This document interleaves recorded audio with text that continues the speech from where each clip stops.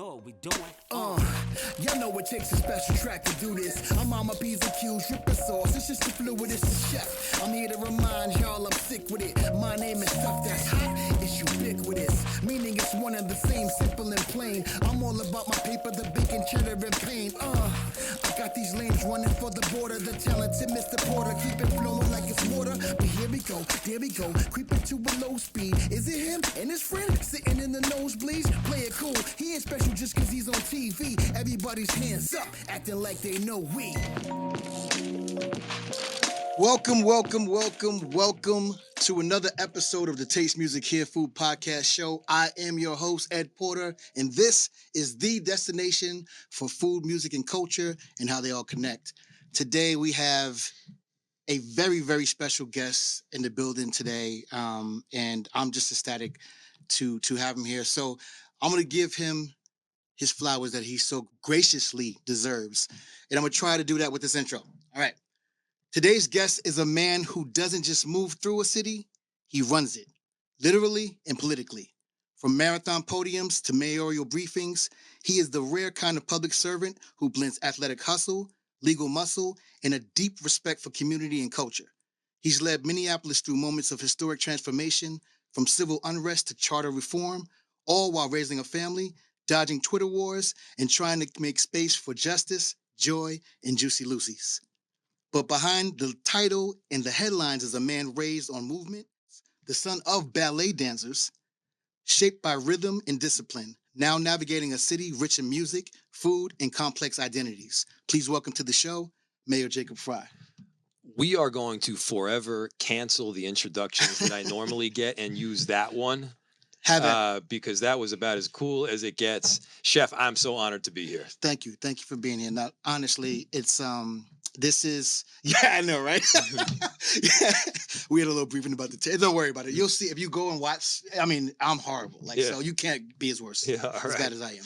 But again, thank you for being here. And so let's jump right in. So I dive into all things Jacob Frey to do this, but clearly, and there is, you said on many occasions that, marathons and running brought you to the city.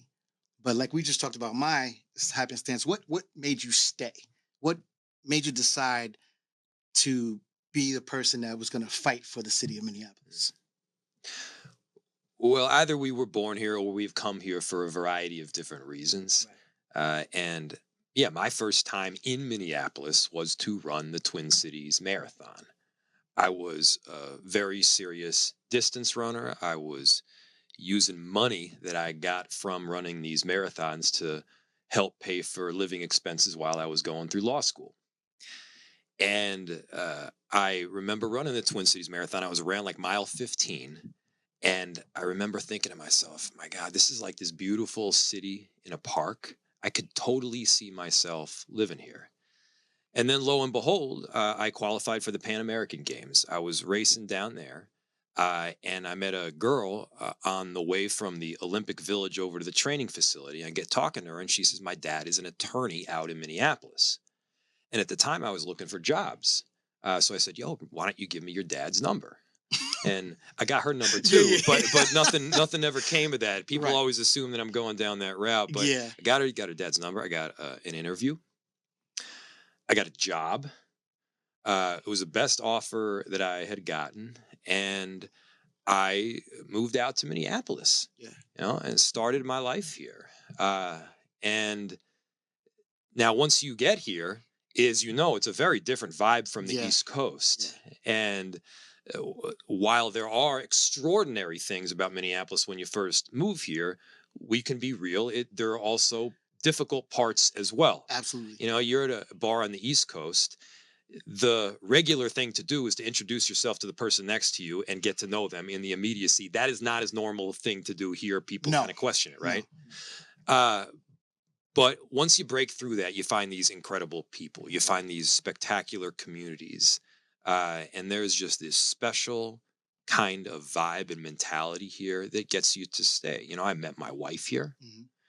Mm-hmm. We have a 4.5-year-old kid. We're going to have another one any minute. Might need to run out of this podcast to, head over to the hospital. But I love it.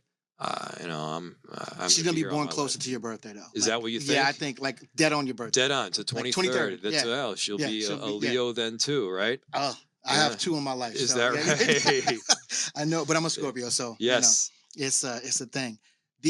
I would say, and you came when the weather was nice, so you kind of got hoodwinked a little bit. So Yeah. so I came in December 18th, 1998. I remember like it was yesterday. Yes.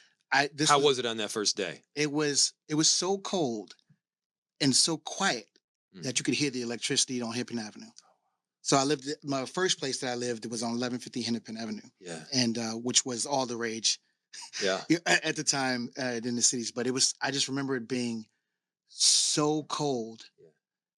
Then I was like, okay, this is so, and I came here on my New York salary too, Right. so like everything was like a quarter the price. I'm For like, sure. I love it. You're thrilled. Yeah, I'm like, yeah, I Yeah. love it. Yeah, like this was good. You're I not in the lived on- Bronx anymore. No, I lived on the 16th floor. I had neighbors that worked at all the local strip clubs. It was great. I was 21. It was the best time of my life. Yeah.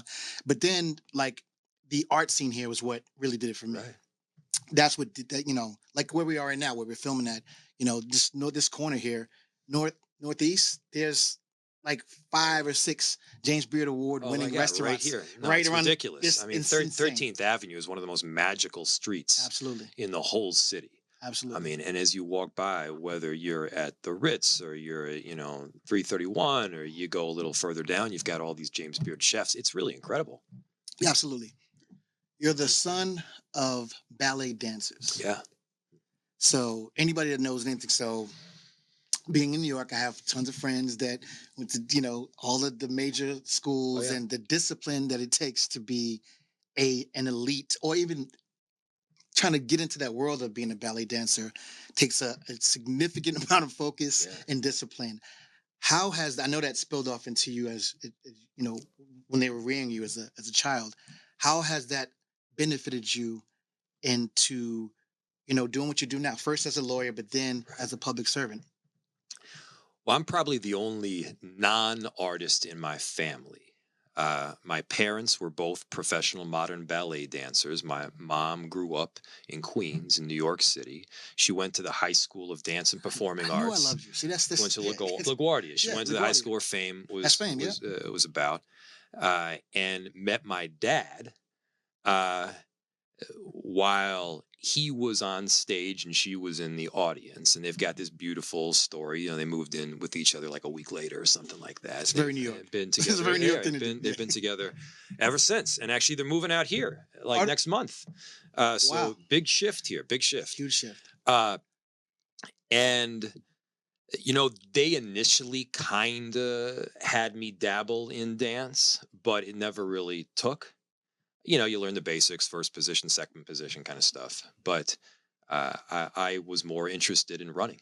But clearly, there's a very intense discipline in the area of dance, and some of it emanates artistically. And for whatever reason, I didn't go down that route. My brother and sister did. Other forms are, my mom and dad, very intense about posture, and form and grace, like how you move physically. I remember, bringing a girlfriend home or something, brilliant girl, beautiful, smart, kind, all that. My mom's like, oh, but did you see her posture? Frumpy. Just intense about it, And so just, yeah, of course, you take things, you learn things from you grow up. Look, everything I am because of my mom, and everything I want to be is my dad. Yeah, so I take from that intentionality. So Yeah. it's one thing that to have that level of discipline. Your parents had a strong sense of intention to everything they do. Absolutely. That bodes well, and it plays in every walk of life. All right, before we get too deep in, we're gonna play a little game Yes. called This or That. Okay, and so because I got a couple of years on you, but we are in the same ballpark. And because we're both East Coasters, Yes. we're going to play a little game called This or That. It's going to be in the 90s snack food edition. Oh, wow. All Okay. right. So we're not doing like Biggie, Tupac kind of stuff. We'll get to that Okay. too. We're going to do All all of that. All So right. little background about the show. So this show, in my humble opinion, I believe that the arts, mainly food, and music are the two Yeah. most powerful universal languages on the Yeah, planet. that's I've been all over the world, and I can talk to anybody about food, and I can appreciate Yeah. anybody's culture from eating the food, Yes. having a reverence for the people that created the food, Right. and experiencing the music. I Right? love that. It's I love the that. best way to dive into any Without a culture. doubt. Yeah. And you can't have biases when you have a reverence for a person and Right. something they created. That's right. It's going to be I think, the catalyst to help, eradicate all of this BS and That's minutia. right. I couldn't agree more. Okay, but in this one, we're gonna go with here we go. All right, so Little Debbie's zebra cakes Oh my or God. Hostess honey buns. Don't worry about the Oh jumbo. my Don't do the jumbo. God. You don't look like a Yeah. jumbo guy. Yeah. So Hostess honey bun. No Hostess question. honey bun. No question. No questions. When's the last time you had one of those? It's been at least a decade. You know, I mean, it was Hostess, but then you got Little Debbie. Yep. Yep. And so there was a whole series of them. You get them on the East Coast. You get them at a 7-Eleven. Absolutely. Absolutely. With the Slurpee. I used to go to the Hostess thrift store. So they had like a bakery depots. Okay. And it was like, you went to a Hostess outlet? Yeah, it was around the corner from my house. And we bought our bread from there when it wasn't Wonder. Wow. If it wasn't Wonder, we was getting Hostess sure. bread. Yeah, Hostess and then bread. all of the Right. snacks, the Hostess, the Suzy Q's, you name it, we was getting them like by the Really? box load. It was Really? super duper healthy. Yeah. Anyway, Yeah. Thanks, Mom. Wonder bread. You do the Wonder bread. Yeah, you gotta have Yeah, Wonder yeah. bread or Home Pride. Those are East Coast breads. Okay, well they are East Coast breads, so that was a very like Wonder bread. Jews don't get Wonder bread. You know. You know, there are many similarities between Yes. blacks and Jews. Yeah. And Wonder bread is not one of Wonder them. bread is not I one thought of that them. was more of a Gentile thing, Yeah. but I guess No. everybody. Well, Okay, I'm yeah. in New York, so Yeah, yeah, I mean, most sure. of my friends. You know how many bat mitzvahs I've been to? Yeah, Like, you've been to all of them. Yeah. I know, yeah, that's right. You probably more than I was. Yeah, More than I've been and to. my daughter's Jewish.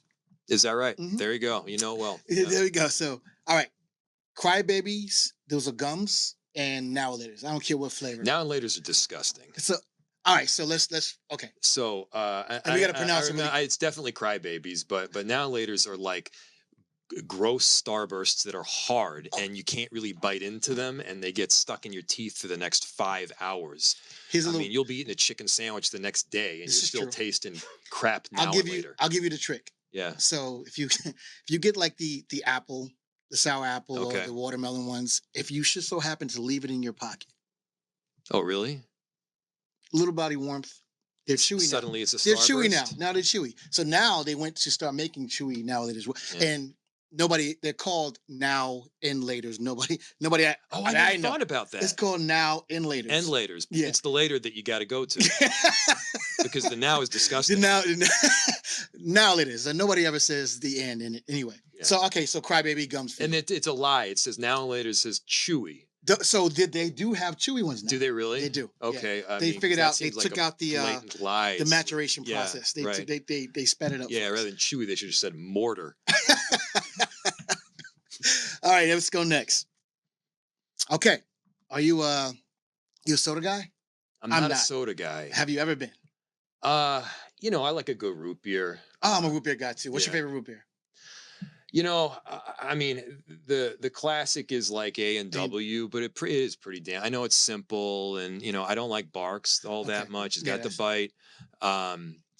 Barks Well, is- you know Barks is what? I trash. had what was it called? 1919. 1919 the other day, which was flat out 1919 is- excellent. 1919 is good. Mhm. Okay, so my favorite root beer of all time is Virgil's. I don't know if I've ever had that one. So What'd you call it? Virgil's. Virgil's. I'll send you some. Okay. So the logo Hmm. is the Last Supper in the clouds, drinking root beer. wow. That's how good this root beer is. That is a good It's, logo. it's delicious. Yeah. All right, so Faygo Red Pop or Tahitian Treat, which is to me the quintessential East Coast. It says fruit punch, but it doesn't taste like fruit punch. Yeah, I've seen Tahitian Treat. I don't think I've ever had it before. Definitely never had Faygo. Faygo, especially the Red Pop, because it's not Okay, a flavor. It's just yeah. there's a picture of a strawberry on there, but it definitely doesn't taste like strawberries. Yeah. It's sort of like the Apple Jacks, the apple in the Apple Jacks. There's no Right. apple in there. Right. Or saw cinnamon, but this It's red is just flavor. red number 40. It's red flavor. Okay, sure. Yeah. This is so if you had to pick At the moment, I'm going the punch. I'm going the Tahitian Tahitian Treat. Yeah. Fun fact: Tahitian Treat was made by Canada Dry. Really? Yeah. So if you find a label that has a Canada Dry logo on it, that's worth big money. Just you have that has a logo on it. Really? Yeah, so Okay, like all right. because they took the logo, the Canada Dry Okay. logo off of the bottle, like Right. probably the early 70s, like when cans were still made out of tin. Right. So and they were flat. Remember when cans were flat? Anyway. Yes. So Yeah. if you find one of those, Okay. and I learned that by looking up all this stuff because I was like, I got to find one now. This is my hunt. My memory about Canada Dry, or specifically ginger ale, was that on the rare occasion we get to go on a plane, I got ginger ale. Like for some reason, my mom would say, "Okay, now you can have a ginger ale." I thought it was like a special treat. Now I think, "What ginger ale?" Yeah. Yeah. Ginger, just in the black community, ginger ale was medicine. Well, yeah. Like you use ginger ale for everything. Well, yeah. Even though when you aren't feeling that was guess what? actually a thing in the juice community too. Ginger ale, you have it when you're sick. Absolutely, you have it when you're not there's feeling well. very It's good little for your ginger for an in upset stomach for sure. Ginger ale, that's right. That's crazy. It's very little ginger. Yeah. Well, ginger ale, little tussin. Yeah, little tussin, yeah, and some and you got to put some Vicks on head to toe, and then that cures all. Yeah. All right, next. Hot fries. Do you remember hot fries? I do remember hot fries. No, this is easy too. And then Utz. So that's so okay. So as soon as you passed Jersey, Utz is a thing. Yes, that's right. So which one? It's Utz. It's Utz all the way, without a doubt. Was it the crab flavor? I don't know. I never did the crab. So that's flavor. It's just Old Bay. It's right. Yeah, it's fine. I mean, I could do a number of different flavors of Utz, but I mean, I want the kind of Utz where you put them on a napkin and then you can see through the napkin because there's so much grease on it. Yeah. That's when you're doing it right. If you're gonna eat a chip, clog the arteries. Yes. That's what's that. Absolutely. Yeah. This Andy Caps thing is okay. Chico sticks or lemon heads. Oh wow. Do you remember Chico sticks? I do. Yeah. It's lemon heads though. Lemon heads was lemon heads. I forgot about them. They don't have those anymore. So now they don't have them like that anymore. You can have them in a box, and they're like the size of the little gobstoppers, little tiny ones. Right. The great thing about the lemon head is that like you had like two treats in one because if you can chew through that little yellow layer, there's a white center that we don't know what flavor that is, but let's just say vanilla because it's whatever. Alexander the Grape was a good one. Yeah, that's a good one. Producer Gabe talking about Alexander the Grape. That was a great one. Chico sticks. Here's the thing with Chico sticks for me. So Chico stick is actually almost identical to the inside of a Butterfinger, except it has coconut in it, and that's where they did me wrong. I don't do the coconut. You don't do coconut. I don't like coconut. I don't like coconut flakes. I like coconut flavor, like dried. Like you ever go to like somebody's crappy Easter party and they have like a cake that's covered in coconut. Right. You don't do that. And no, it just tastes horrible. Okay. What about like an Almond Joy? That's my mother's candy bar. Like you gotta. There's a certain age group that comes with that. Well, mine did Mounds. Mounds, no nuts, because she liked the dark chocolate. Yeah. I used to take the bus when I was like 10 from where I lived over to George Mason to try to pretend like I could keep up with the track athletes there. They had the best track runners in like the world at the time. And on the way back, I would get a Mounds candy bar and give it to my mom. Yeah. And that was like, I thought I was such a good son. My mom, I'm enjoying Mounds. That's her thing. She loves. Wow. Yeah, that's funny. Yeah. All right, so this has been this or that. I love this. That's like pure nostalgia. Yeah, it really is. So that's those things again. Food is the ultimate like unifier. I don't care. Everybody's either you had it, you've seen it, and here's the other trick: none of that stuff's good for you. Yeah, no. None of that stuff's good for you. And unfortunately, I had everything on that. Everything that we showed, I've had unfortunately many times over. So it is what it is. Let's talk about you being, when you were sworn in 2017, you were the second youngest mayor in Minneapolis history. Did you know that? Yeah, I had heard that. Yeah, I'm not sure if it's second or third. No, Al Hofstede was definitely younger than me. Yeah, but, so no, you were second. Yeah, for sure the second. And you were 36, right? I believe so. And he was 34. He had you about 2 years. Up in there, you wouldn't know this now, but in my career, I was always the youngest person in the kitchen. And then I got to a point to where I got to be in charge. I was the executive chef. I was the head chef, and I was still the youngest. And when did you become a head chef? My first head chef job was at 18. Wow. And as that, a head chef. yeah, so this happened. When were I you kind of when got were thrown you into the laying fire. out plates that were actually served? I mean, when were you actually cooking, not as a prep chef, but Hmm. like actually cooking up the plates that were served out? Oh yeah, that like 18, 17, 18. That is unbelievable. Yeah, 17, Yeah. 18. And it was just so, and again, I didn't really get serious about food Mm, to probably, I want to say about 20. really? So it was just, I got into food to pay for studio time. Right. So I it got was, into food to pay for rent. I mean, I was a server. I was a mhm, prep chef for a while. okay. I never graduated to doing anything technical or Yeah. that taste good. But you know the grind though. I You knew know the oh grind. yeah, yeah, Yeah. slicing green peppers and onions and tomatoes, and I made sausage Okay. at a kind of shitty Italian restaurant in Yeah. Williamsburg, Virginia, and then I worked in a restaurant in Detroit, north of Detroit, and in DC area. Same idea. Yeah, Oh, very cool. So, in your when you came on your first term, yeah. did you ever deal with any backlash or doubt from constituents sheerly because of your age, you being the youngest?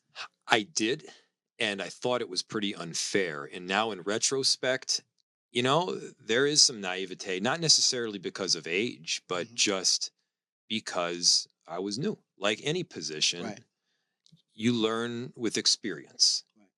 There are lessons that I learned that have made me a better person, a better mayor, a better leader. And yeah, I use those lessons every day. And so while at the time I was really pissed off when I thought that somebody was undermining me because either of my age or Mhm. lack of experience, um, there was a bit of truth to it. Right.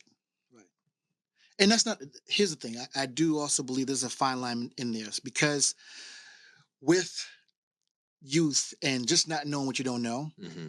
there's a lot of innocent hubris that you have and just trying to do the right thing for the right Of reasons, right? course. Yeah. And so that enthusiasm, I believe, is why you were elected anyway. Hmm. So the fact that you'll learn what you need to learn.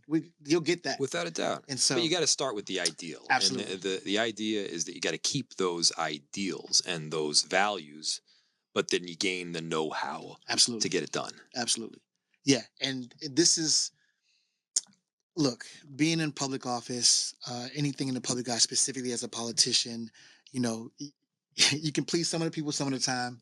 You'll never please all the people all the time. And things, this is one of those things. We're talking about being a comedian. Like everybody thinks they can be a comedian. Everybody's funny. Like, oh, I can tell a joke.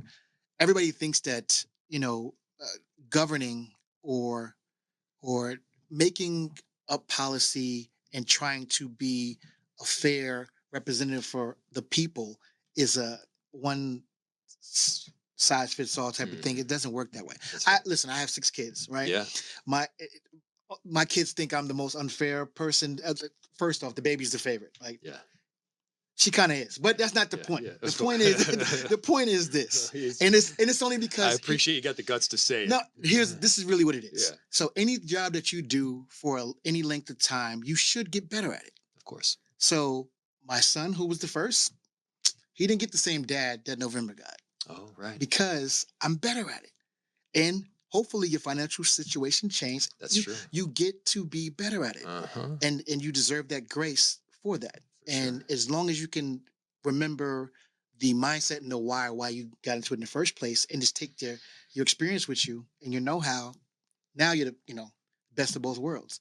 But That's people a dead on mentality. absolutely, a lot of people forget that.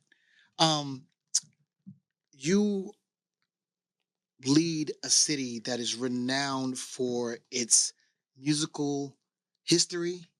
It's, in my opinion, especially I'm well traveled, very underrated food scene here. And I always ask people this. I mean, Minneapolis Yeah. Oh my God. Yeah. is a food mecca, but on the low. Hmm. A lot of people just don't know about it.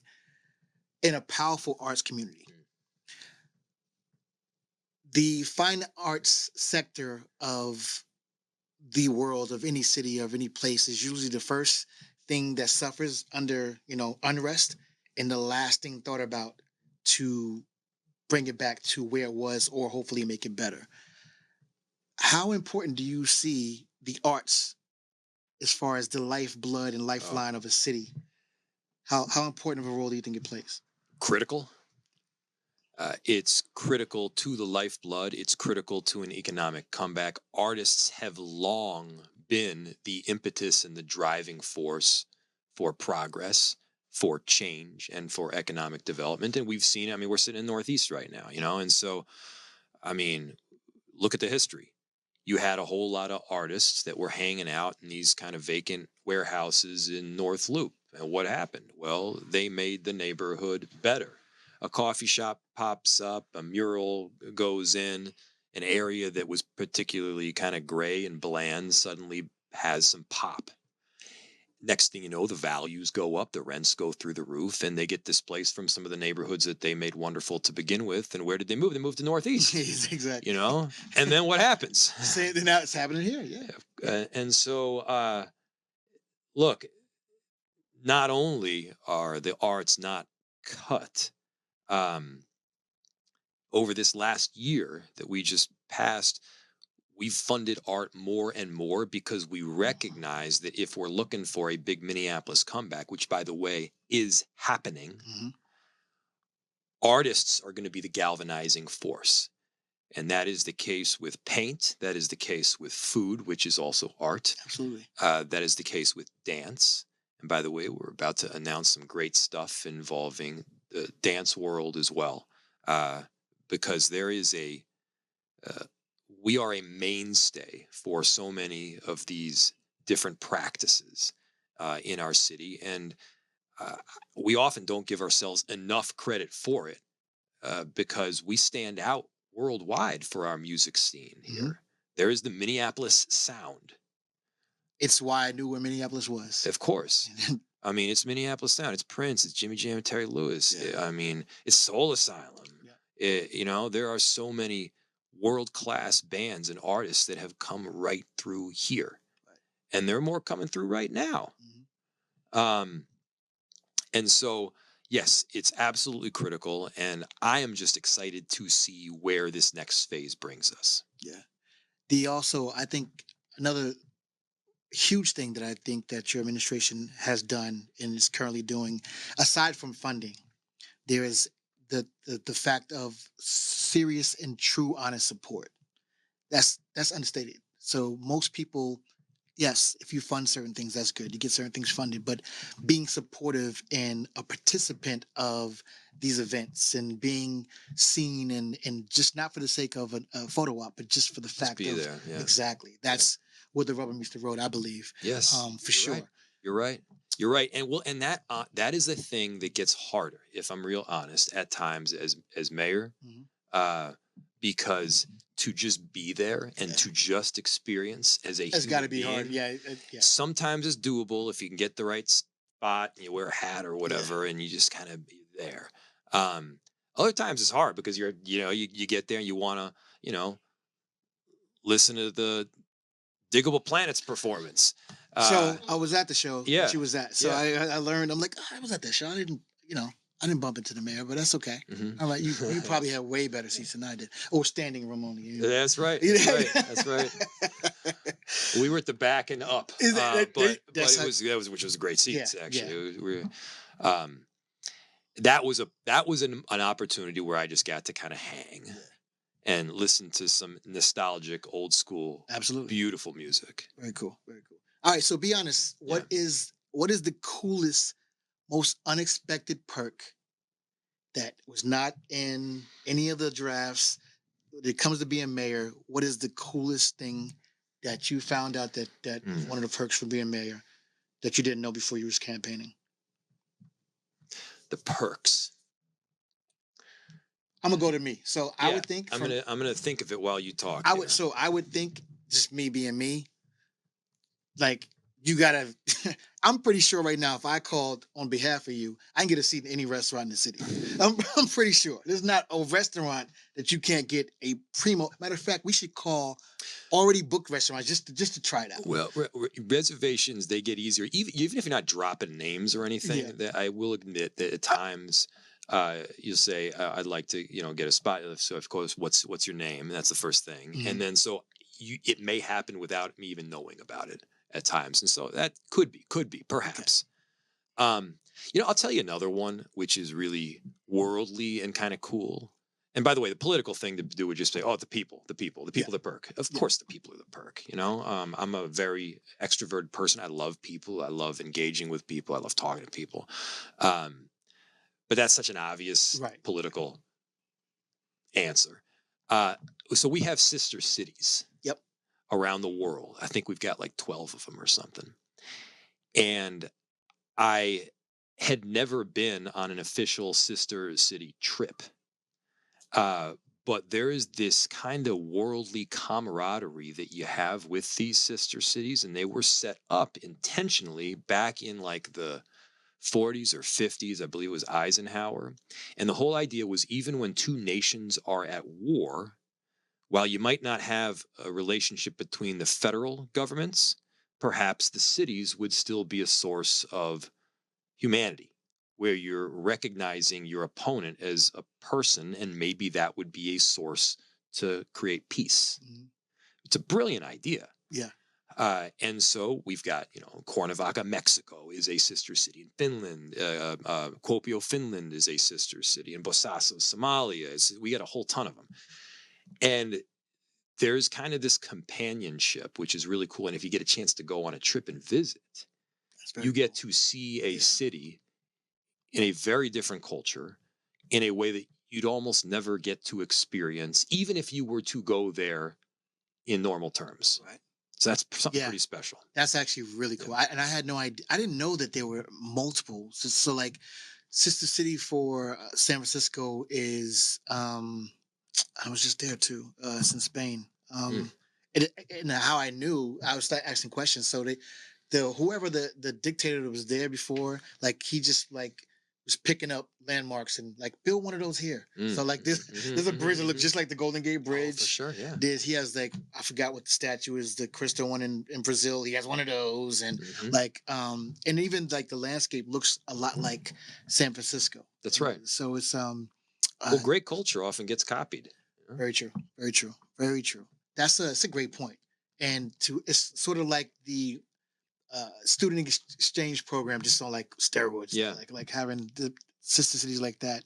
Well, it's an interesting topic around, like, I'm going to transition just slightly to culture that is succeeding is copied. And then there's also cultural appropriation, For sure. Jews are thrilled usually when their culture gets copied. I remember, bagels, at least outside of New York City, were not really a thing. Very true. You didn't have bagel stores everywhere. And I remember in DC, in Northern Virginia, when those first bagel stores started to pop up, I remember my mom said to me something like, "We're winning this thing." There are people that are leaving church and going to grab bagels. Absolutely. Now, the bagels were garbage.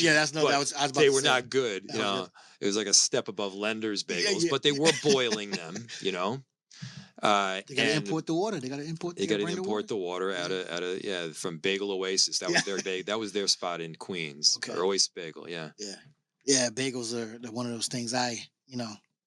There's nothing like, I tell people all the time, anything that touches the water in New York City is just better. I don't care what anybody says. Well, the water in New York City is excellent. Yes. The water here is very good. The water here is very good. Is really good. We are broadly recognized as having some really great water, at least as it applies to Minnesota. We get a guy that works for the city. All he cares about is the taste of the water. He knows if it's a leafy taste, why, and if it's a chlorine taste, why, and then he works to make it better. It's kind of cool. That is actually, I'm a geek like that. I love that. And you can use that for other things. So as a chef, I would love that. Like, and water tastes completely different. Like it really does have it really does have a taste. For sure, and it's a viscosity too. Well, New York water is also good for your hair. Absolutely. Your hair just feels softer, and that's you know what? Me leaving New York is the reason why I'm bald now. There you go. Now I'm follically challenged to stayed my ass in New York. I was long and luxurious when I came here. Long and luxurious. When I came here, curls or what? Yeah, I had curls. When I came here, I was good. And then Yeah, all of it. Mississippi River water. Yeah, that's right. Oh my goodness. So let's talk about some of your accolades, because this is it's a tough gig, right? And so anytime that you get a chance to be recognized for some things that it's not so much about the accolade itself, it's more so about what it represents. So the MLK Junior Award, and the first to receive that. Tell me about what that represented for you. Not for the office, just for personally what that meant to you to be the recipient of such a prestigious That award. was a huge deal for me Yes. at the time. I think I told everybody. Um, you would not be able to have met me at the time and not hear about that within the first 5 minutes of a conversation. Rightfully so. I mean, big head, big ego. I was really honored, Yeah. and it was due to I had done a lot of work in support of marriage equality, as we were fighting off a very hateful state constitutional amendment that would have defined marriages between a man and a woman. I was doing work on the north side following that tornado Mm-hmm. that had ripped through, providing free legal service for people that had literally lost their homes. Yeah. And yeah, to get an award like that, I mean, just fully honored and excited, and um, who knows, maybe it wasn't even deserved, but I certainly was thrilled to have gotten it. Absolutely. No, there's I think that there's a sense of um very it's a realness to an approach when something is authentic and something's just cuz, right? Yeah. Like there's going through the motions and then there's showing up and being present, right? And that award, in my personal opinion, is for the person that is showing up. It's not something that, yeah, you did what you're supposed to do. Yeah. That's Yeah. all the right things. It's the politically correct thing to do, but the the reason for doing it was more so about the people than anything else. Yeah. And and then that's just the climate awards, and then there's the historic reforms that are passed. It's a slew of great things that have happened. Um, Rent policy is another great one. So I just think that award to me was sort of like from the people. So I would think it would be a great, especially having MLK's name on it because of what he represented to, the American people. So if you, my point for asking that is because if you didn't receive it that way, I think you should, because that's one of those. It's a very, very Well, thank you. good and deep thing. You've been uh, one of those people. The reason why I gravitate towards you, because it's a very East Coast mindset to take, but very steadfast in the face of protesters and adversity, and willing to die on that hill, because of just standing up for what you believe is right, and is the right difficult decision to make at the time. None of these decisions are easy, right? They're all going to be difficult. Yeah. There's going to be some people that are not going to be happy, but the goal is to make the best decision for the long term, not for today, Absolutely. but down the road. Absolutely. And that, to me, I think you do with grace. And I know you get, you've taken some shots. Oh yeah. Oh yeah. But you keep showing up. Yeah. And so that, to me, why did you decide to even to run for the third term? Like, what made that something that you had to do? Is to get a job done. Yeah, absolutely. Our city has been through a whole lot over these last 5 years, and we have faced those challenges head on. We've gone hand in hand with our community members, facing some of the most difficult issues that this world could offer. And our city's coming back. It really is, in fine form. And I want to be able to hand the reins off to the next mayor,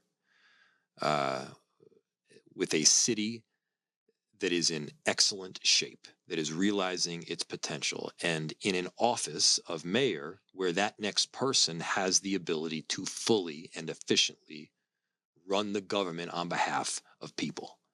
And we've had some major changes over the last several years. major changes that are external, substantive policy changes. We've had an entire shift to the structure of government, which some people don't recognize is arguably the most important thing that I'll ever do as mayor. And I want to make sure that that system is set up for the next person so that they don't need to have some of the fights that I've had. Right. They can do it smoothly. Right. How do you feel, and you kind of touched on this, is why I'm going here, how, the current president's policies or lack of thereof does it make your job here harder or obviously it makes it harder, but how is navigating those things? Because there's when stuff is happening on the federal level and changes to things that have been systematically put in place to benefit us from now until tomorrow, when things are being rolled back, it's got to be super duper frustrating, but it also changes how things are done on the ground here. And I don't think people understand that those decisions that are made in Washington have dire consequences. We pick up the pieces. Absolutely. We are facing some of the decisions that other levels of government don't want to touch with a 20-foot pole. And that's just in general. That's without even Donald Trump in office. Now, with Donald Trump in office, it's not as if these horrible cuts that he's making to healthcare, for instance, for people that need it and can't afford it, will save money. It won't. It just means that cities are going to have to deal with the consequences. Because what happens if someone can't go to the doctor when something is ailing them? It gets worse.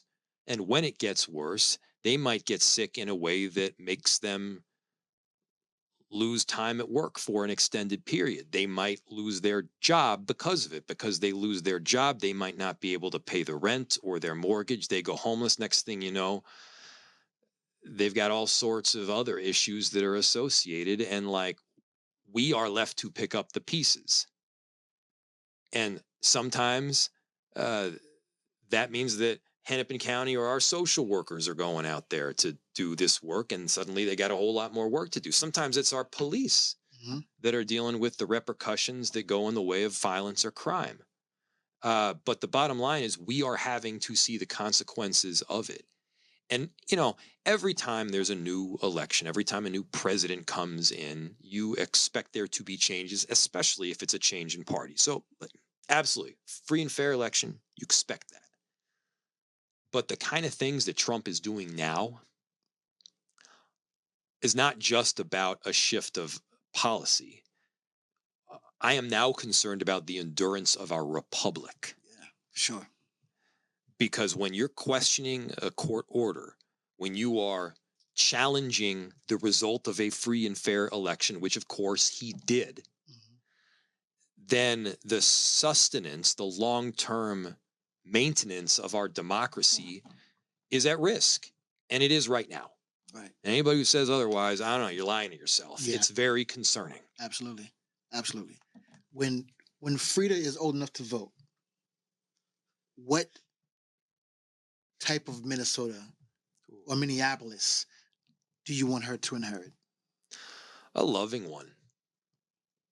Broadly speaking, it is a kind, loving place. Yeah. And I could expound on that, but times change, people change, ideas shift. I want her to live in a place where people treat each other with a common humanity. Yeah. They embrace both similarities and differences. They're not taking themselves too seriously where you can't have a laugh. Right. Where it's not so based in the words you're saying, but in the intention behind them. I just see so much potential and hope and love here, especially in the face of all the chaos that's happening nationwide and worldwide. And so I am optimistic. I fully expect her to love to be here when, in fact, she's 18 years old and can vote. Yeah. I don't know what the hell I'm going to be doing. But To that point, you said again, this is going to be your last term that you run, right? What do you want people to say about the version of Minneapolis that you intend to leave? And what part of yourself do you hope to gain back from stepping away from public office? Because that's going to be a huge shift for you, and probably you'll be able to go to. Well, you probably still won't be able to go to many places. You can't change your face.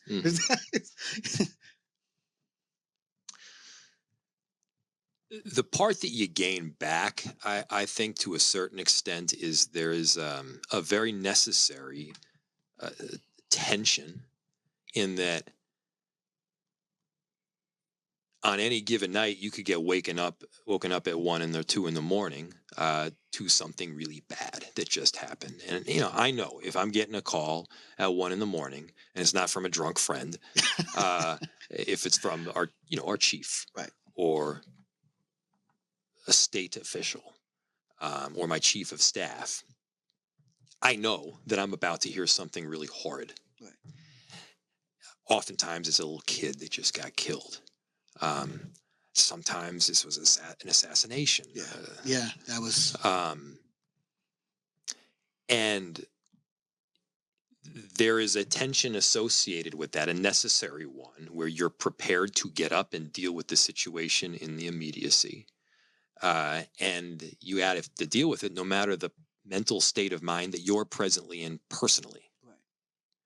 And so to a certain extent, you almost need to temporarily divorce yourself from that and deal with the issue at hand. And it's hard.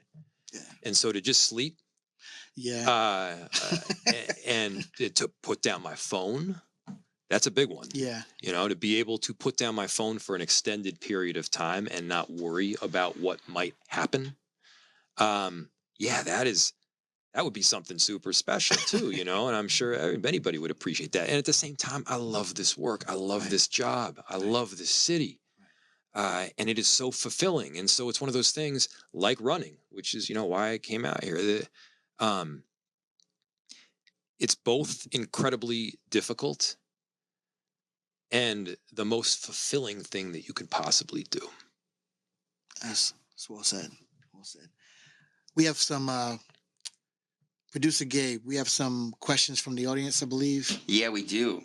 Let's see. So I got, this one's for me, but what's the dumbest thing you've ever done as mayor?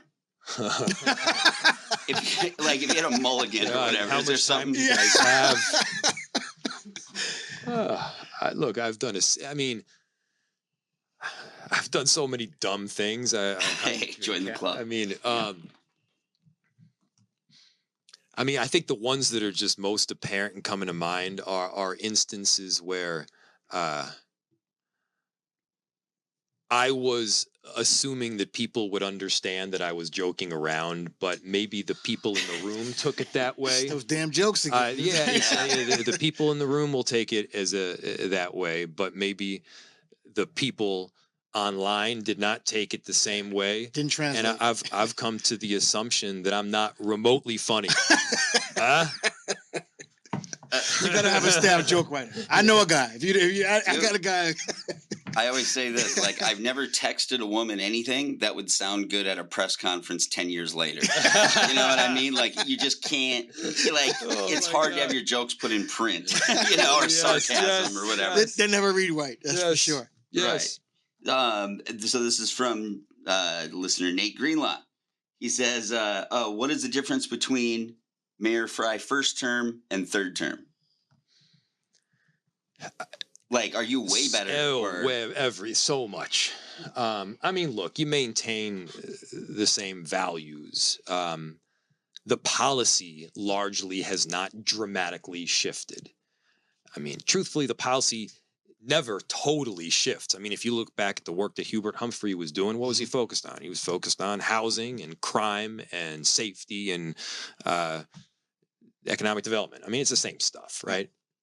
And certainly over time, you bend that arc towards justice. Over time, you make progress. And so not drastic changes in terms of those pieces. there are drastic shifts in my ability to execute on them and carry them out. A big part of mayor is also not just executing a plan, but responding to circumstances that you don't anticipate. That's a huge part of the job. Yeah. I mean, I don't think I said the word pandemic. I don't think anybody said the word pandemic a single time when I was campaigning for my first term in office. To say that we were ill prepared collectively to understand how to deal with a pandemic would be pretty freaking accurate. Right. We're not anymore. Yeah, we are yeah, prepared yeah. now. You know, you learn and you adjust. You gain thicker skin. That's a big one. Mm-hmm. I mean, things used to bother me when I was first elected mayor. They really got to me. You know, people had a misunderstanding about why I did something, or there was an assumption made that I didn't care about someone who I deeply cared for. Yeah, I call you names. Sometimes you get bashed by the exact opposite side for the same thing, but they're exactly. they're coming at it from a different perspective. You know, I used to joke with Mayor Carter, you know, the most popular, most likely feedback, numbers 1 and 2 was not enough cops and too many cops. And so, yeah, but over time, you gain that thicker skin. You have more confidence because decisions that used to take the better part of a day now take 10 minutes because you've seen it before. You know how to handle the issue. And yes, I am a dramatically better mayor than I was when I took office. No question in my mind. Absolutely. So this is from listener Chris Sealing. He says, let's see.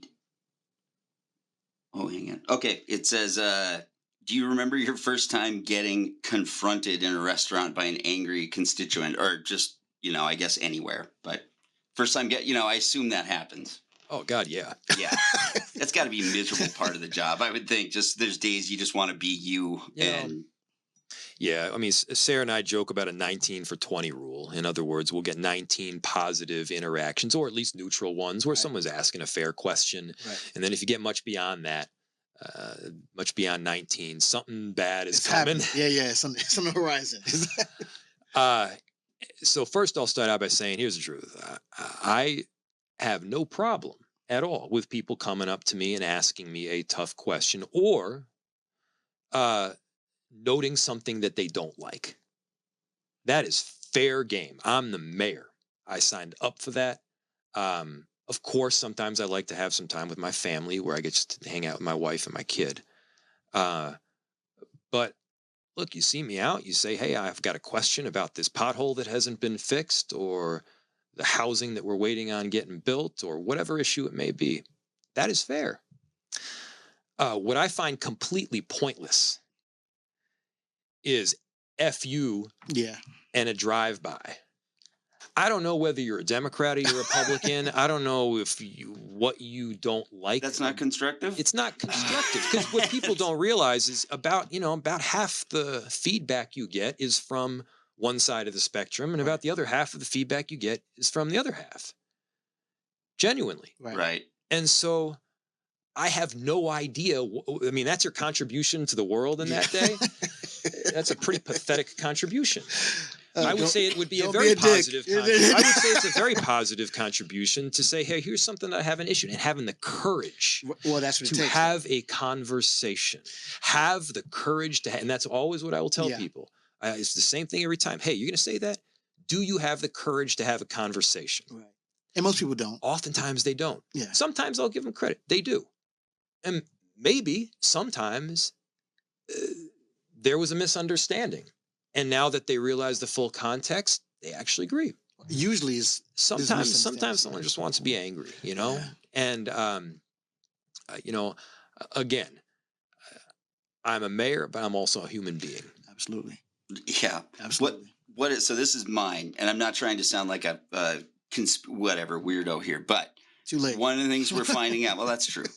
One of the things we're finding out is that there's a lot of blackmail in politics. And I'm not saying but have you ever sensed an you said attempt blackmail or of blackmail? dirty Is trick? it There's blackmail? two words there, yeah, or one word? Okay, so blackmail, one word. Yeah. one word. One Okay, word. all right, good, all right. Yeah. Yes. And I it's was the like, only what city are blackmail you in my life. Where is he going with this? Yeah. No, that there's like political dirty tricks. Have Oh you my ever God. felt like anyone's like been trying to do anything, like set you up for anything, or Can I sensed cuss it? on this? You sure can. Of You course. sure- Fucking constantly. Yeah. Really? Constantly. Yeah. What's an example of that? Oh my God. That's crazy. I did not Just expect in you the to say last constantly. 2 days. I mean, even the last 2 days, there are people that are they're literally trying to get in a fight with me. I'm like, I don't even disagree with you. I don't even know what this fight is about. They are trying to fight when there is no disagreement. We're just trying to get the work done and do a job. Yeah. I have had, here's the other frustrating thing. I've had people come into my office, council members, and they'll literally say to me, I know what you're doing is the right thing here, but I'm going to vote against you and come Oh, out God. against you because I'm scared or I'm worried or I don't want to get torn apart. And I don't give any names out, you know, but like, why are we in these jobs if you know what the right thing is to do, but you won't do it because you're fearful? I mean, I've got certainly many flaws. But if I know what the right thing is to do, I will not back down under pressure. Right. And that was harder initially because my skin wasn't as thick. My skin is pretty damn thick now. And I think if there's anything that people can take away from it is, yeah, you want to come at me. But there could be 2,000 people outside my home demanding that I defund the police. This happened. And this happened. And I will tell you the truth, which is, yes, we need significant culture shift and real reform. But am I going to defund the police? No. You can shame me. You can spit on me. You can throw things at me. But I won't back down. And now that position is held by virtually every single politician in the Democratic Party. Yes. Many are running from the positions that they previously took. Mm-hmm. And in my mind, the quality of that elected official is not necessarily in the position that they took or didn't take, but it's in the fact that you had the courage and the conviction to stand by what was right and the thing you believe to be true. Absolutely. Absolutely. All right. So before I let you get out of here, we're going to play one more game. It's the lightning round. So in this round, I'm going to give you a word or a phrase, and don't think, just feel. Okay. First thing that pops in your This head. is dangerous. We talked about one of the stupidest things that you've done. This might be on the Get list ready. now. This is going to be on the list now. This is on the list. All right. So, favorite hip hop artist or group? Diggable Planets. Diggable Planet. Okay. Spiciest thing you have ever eaten? I'm sure it's some sort of ghost pepper. I don't know that I've eaten the whole thing, like had a little bite and then my entire face burns off. What was it in? You just... Well, I remember actually just having the pepper itself. Oh, and I don't remember if it was a ghost or if it was something else, but like I had like a bite of it. Was it a dare? Or Wednesday? A dare or a dare? Yeah. Mosley? Yeah. No, I just remember being like, are you a pepperhead? Water in. No, I'm not a pepperhead. So what, what the hell? No, I mean, I think I was just messing around when I was like in high school or something like that and trying to show off and show some girls were involved. Show some girl yeah. how strong I was. Hey, and I never saw her again. Here's the secret. Goes in hot, comes out hot. Yeah, right. All right, so last thing you ordered on Uber Eats? Oh God, last thing. And this is not sponsored, so this could be any delivery service. I mean, because this is so frequent, though. Yeah, this is so frequent. Look, love Tea House, Chinese food. I love Yeah. I got a regular order that we hit over there. I try to. I work virtually every night. I try to take Friday nights off, Okay. and so oftentimes Sarah will, we hit the couch with the kid. We do Shabbat. Okay. Light the candles.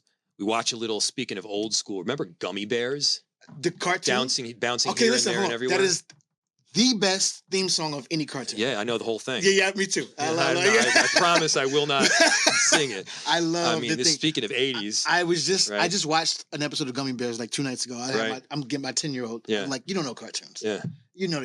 Gummy Bears, you can still get it. You can still get it on was it an HBO or something like that? It's on. No, it's on Disney. Yes, it's on Disney. Disney Yeah. Oh, I love it.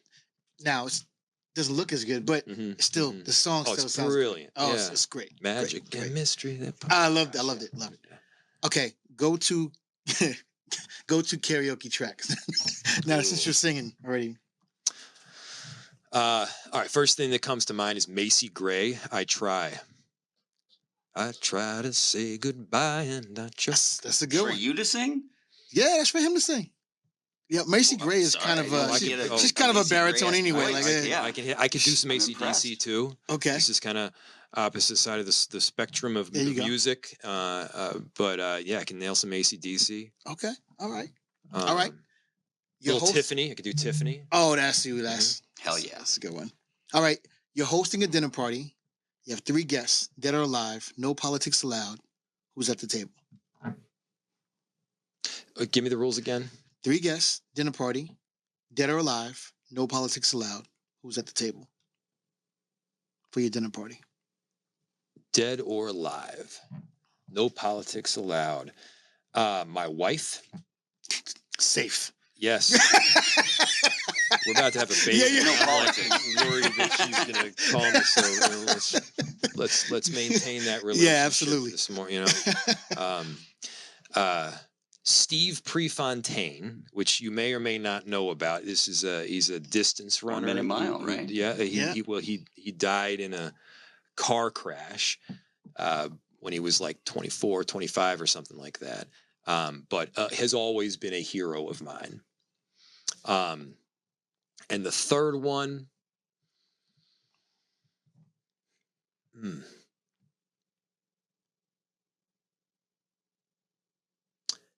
The third one would probably be like to get some sort of historic answer that nobody knows yet. You know what I mean? Mm-hmm. Like I got really into this whole concept of did Jesus have kids or not? That's a deep one. Jesus had a kid. I want to meet with his kid. I got to talk to this kid. Yeah. I mean, well, technically, they say. I don't know. What do they say technically? I don't know. You tell me. That's the whole thing. Right. Does he? Now I got to go down that stupid. I don't know. Thanks for that. Now I know I'm spending my weekend. Yeah. Gabe, does Jesus have kids? It's like the Da Vinci Code type stuff. You know what I mean? don't know about that, but I heard that the Knights Templars have his bones, and they're getting him tested now in the next year. There you go, and then recreate through DNA. There we go. Let's make Jurassic Park with Jesus. Right.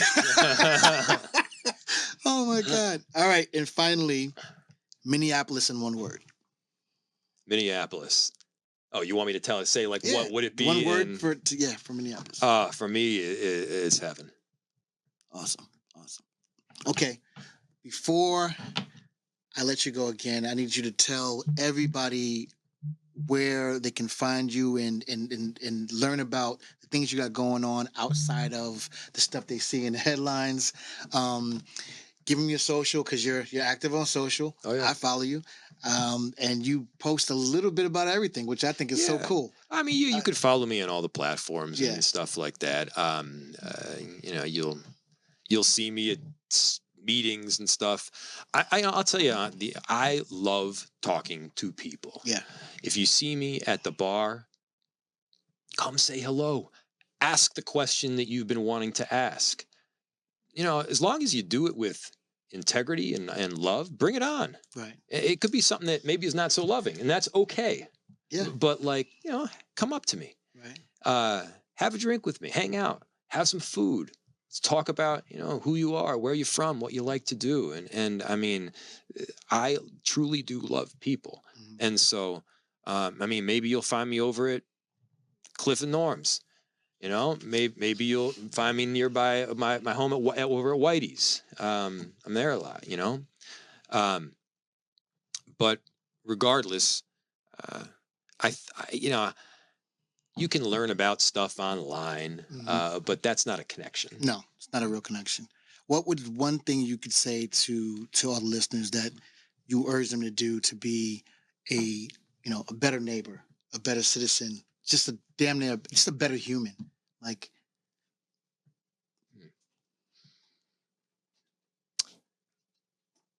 you know, a better citizen, a better human being.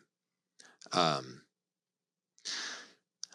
would say take a beat to first recognize a person's common humanity, whoever that may be. You know, we're at a time right now where people are villainized based on their background, their race, their sexuality, their gender, their where they're from, their documentation status, especially right absolutely. now. And people could use a whole lot of love. And so I think entering a conversation with a willingness to see that person as a human being, no matter who they are, would go a really long way, you know? And that doesn't mean that there's understanding immediately, because oftentimes there's not, Right. you know? And sometimes that's just based on, again, where you may have come from, you know? Like, I mean, let's just be real. Let's be very real here. You know, we've got a very blue Twin Cities. You got a very red Greater Minnesota and other portions. And look, it's not like everybody from Greater Minnesota is awful. It's not everybody from the Twin Cities is awful. You know, you grow up with having met different people, learning things from different mentalities. And if you can kind of embrace that difference and take the time to understand and not hold somebody accountable for what they don't know yet. Right. I think that would go a really long way. No, that's a great point. I always say that even the most fascist person, most racist person, there's one time for sure every day they're not thinking about segregation. And it's when it comes to their stomach. So many times a day, they're eating foods from people and cultures that they deem to be inferior. That's a beautiful way of putting it. And if they placed a face and a name to that dish, they'd have a whole different outlook on it. That is and there are so many commonalities. Absolutely. Every culture has a chicken dish. Every culture has a rice dish. Well, brisket. Yeah. I mean, there's a black way of cooking brisket, and there's a Jew way of cooking brisket. There's probably we just call it we call it the New York way. The New York way. There's the New York way. And then there's the right way, which is the New York way of cooking brisket. Absolutely. Yeah. Everywhere else, I don't know. There's water involved. I don't know what to tell you. I don't know what to tell you. But yeah, and you're 100% right. The things that change are the method of cooking and the objects that are readily available for the area. Yeah. But at the end of the day, it's all about substance, and it's the greatest form of reverence and love you can share with a person. Yes. And it's one of the few times, 2 times that you have blind faith with a person that you probably never met. When you go to a restaurant and when you board a plane. So you're putting your life into these people's hands, and you're entrusting that their skill set is on a certain level. But yeah. Well, give me your best bridging of a gap story through food. I